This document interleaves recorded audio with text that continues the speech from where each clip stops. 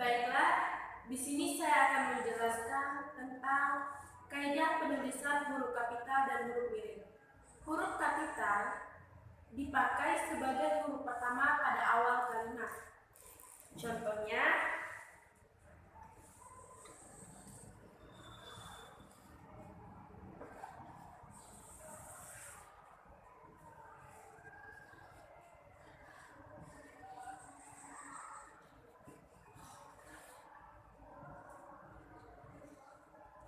jadi, yang disebut dengan huruf kapital adalah K yang digunakan pada awal kalimat. Sedangkan huruf kapital juga bisa kita gunakan untuk nama seseorang. Contohnya,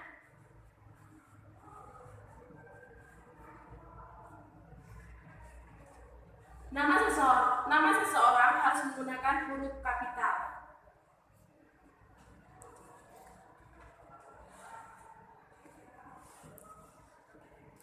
Huruf miring dalam cetakan yang dipakai untuk menulis nama buku, majalah, dan surat kabar, dan kutipan dalam tulisan. Misalnya, buku yang berjudul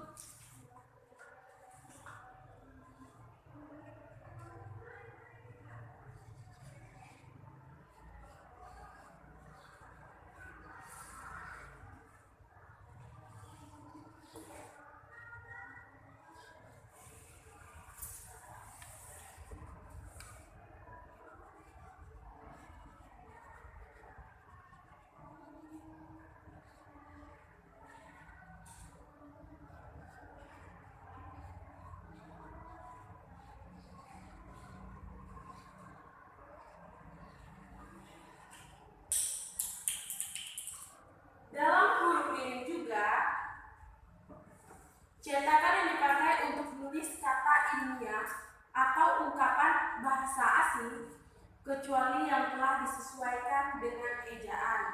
Misalnya, kata ilmiah buah manggis, Carcina mangosta. Carcina mangosta harus menggunakan huruf miring pada kalimat tersebut. Sedangkan huruf atau kata yang dicetak miring bisa langsung diberi garis bawahi. Kita contohkan, negara Kartagama karangan Kasta bisa kita garis bawahi sebagai huruf miring.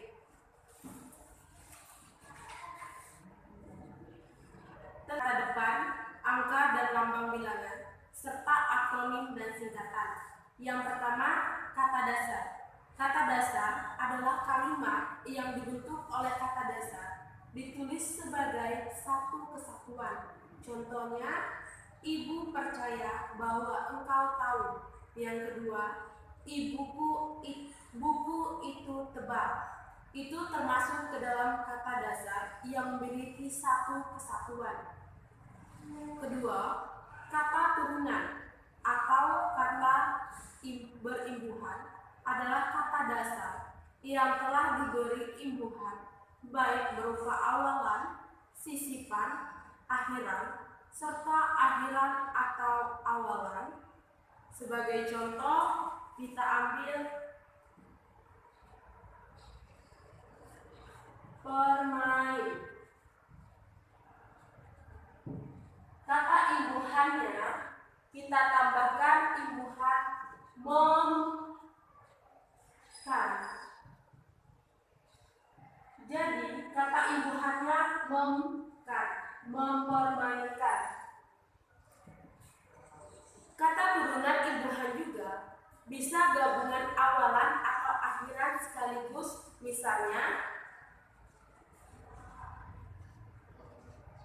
garis bawah.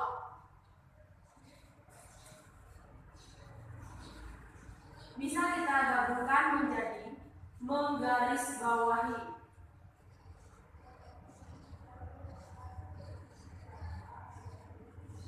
Inilah yang dimaksud dengan kata imbuhan atau kata turunan. Yang ketiga, gabungan kata. Gabungan kata adalah gabungan antara kata dasar dan kata dasar yang membentuk makna baru. Kita ambil contoh rumah dan sakit. Kita gabungkan menjadi rumah sakit. Itulah yang dimaksud dalam bentuk makna kata baru. Yang keempat, angka dan lambang bilangan. Angka dan lambang bilangan yang dapat dinyatakan dengan angka atau kata. Kita ambil contoh angka dari 0, 1, sampai 10. Itulah yang dimaksud dengan angka dalam lambang bilangan. Yang kelima, kata depan. Kata depan merupakan jenis kata depan sebelum menulis kata benda, kata kerja, atau kata keterangan yang mengikuti kata gabung yang sudah. Yang keempat, angka dan lambang bilangan. Angka dan lambang bilangan yang dapat dinyatakan dengan angka atau kata. Kita ambil contoh angka dari 0, 1, sampai 10. Itulah yang dimaksud dengan angka dalam lambang bilangan. Yang kelima, kata depan. Kata depan merupakan jenis kata depan sebelum menulis kata benda, kata kerja, atau kata keterangan yang mengikuti kata gabung yang sudah lazim dianggap satu kata. Misalnya toko, kita kasih kata depannya ke. Jadi kata depan sebuah benda tersebut kita gabungkan menjadi ke toko, atau luar kita beri kata depannya di menjadi di luar. Itulah yang dimaksud dengan kata depan. Ada penambahan kata di depan kalimat awalannya. Yang keenam, singkatan dan akronim. Singkatan adalah bentuk perubahan kata dasar yang dipendekkan huruf pertama dari kata dasar. Contoh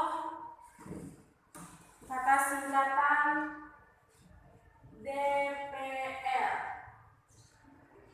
DPR adalah singkatan dari Dewan Perwakilan Rakyat.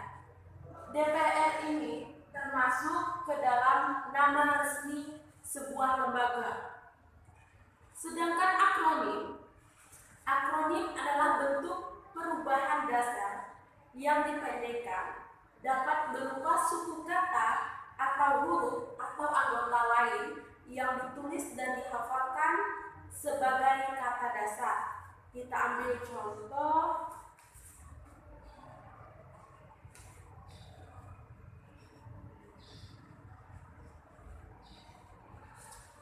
akronimnya sinetron.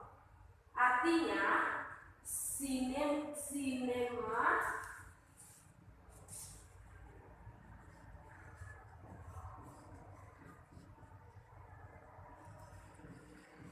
sinema elektronik. Inilah yang dimaksud dengan akronim karena dia merupakan suku kata pada anggota lain yang ditulis dan dihafalkan sebagai kata dasarnya.